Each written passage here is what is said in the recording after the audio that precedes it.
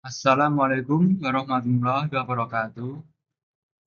Perkenalkan, nama saya Aditya Setiawan Nurwibowo dengan NIM 240507300102.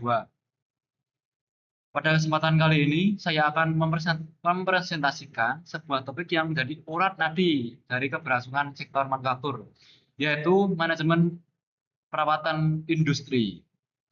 Oke, lanjut saja ke slide selanjutnya. Di slide pertama ini, yang berjudul Paradigma Maintenance Modern. Maintenance kini adalah penggerak strategis, tujuannya bukan sekedar memperbaiki, tapi menjamin keandalan aset untuk efisiensi modal, mencegah kerusakan fatal yang menghentikan operasional, dan mendukung tercapainya world class manufacturing dengan bantuan teknologi IoT dan AI. Seperti pepatah yang mengatakan, kegagalan sekecil apapun pada instrumen mekanis dapat memicu gangguan yang masif pada seluruh sistem produksi. Oke, slide selanjutnya ya. Di slide siklus pengendalian PDCA.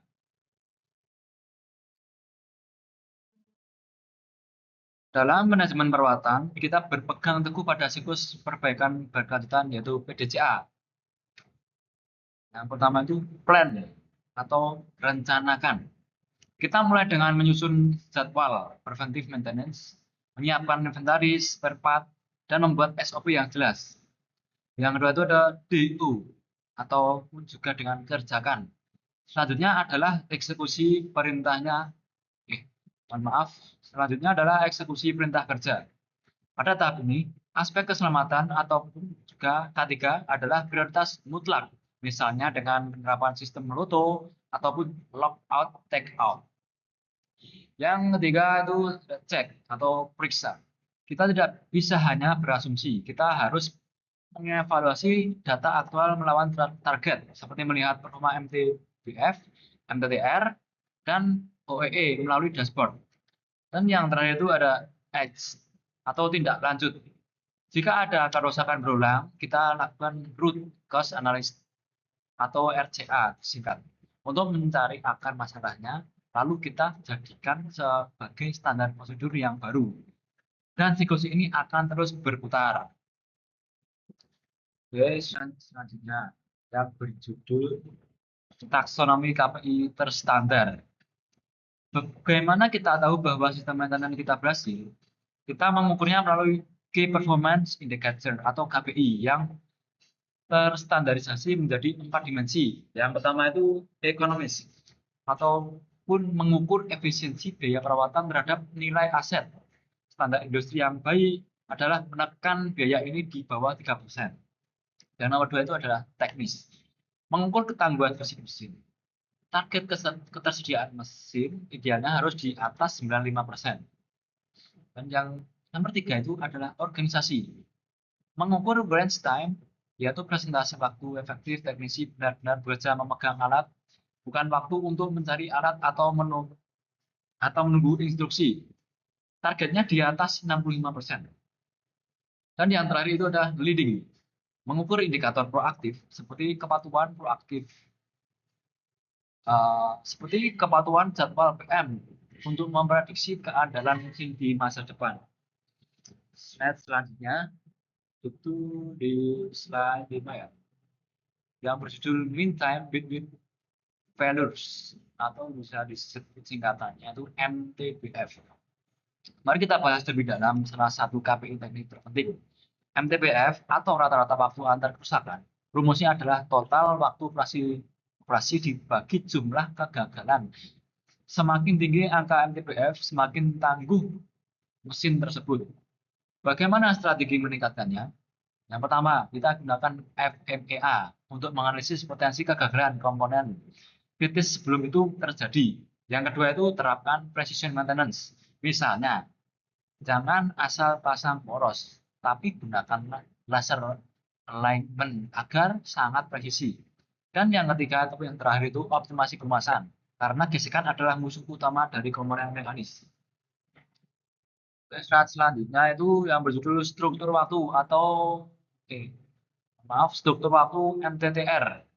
Jika mesin terpaksa rusak, seberapa cepat kita bisa memperbaikinya. Ini diukur dengan MTTR ataupun juga disebut dengan mean time to repair.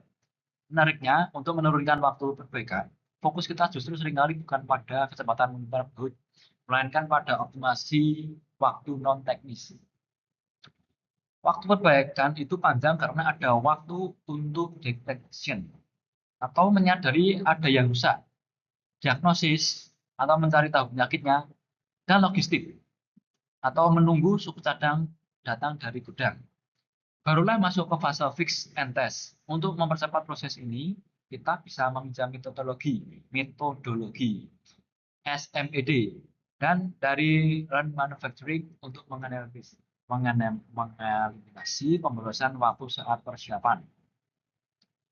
Oke, slide selanjutnya itu di slide 7 efektivitas aset atau OEE. Seluruh upaya maintenance yang kita lakukan tadi bermuara pada satu metrik global, yaitu OEE atau Overall Equipment Effectiveness.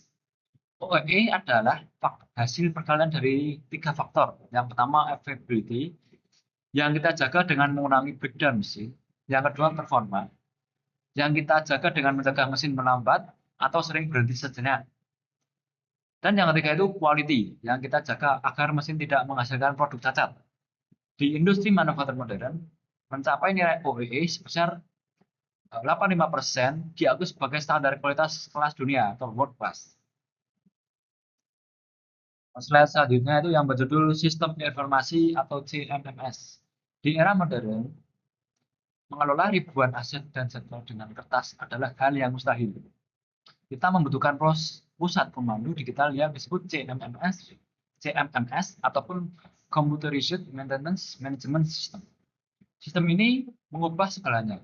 Semua hierarki aset dicatat secara digital sesuai standar ISO 14224. Alur kerja dari permintaan perbaikan hingga menutup work order sepenuhnya paperless dan manajer dapat mengontrol backlog pekerjaan secara real time melalui dashboard canggih seperti ilustrasi di slide ini. Slide ini untuk mengoptimalkan penempatan teknisi. Okay. Slide selanjutnya itu yang berjudul Smart Maintenance.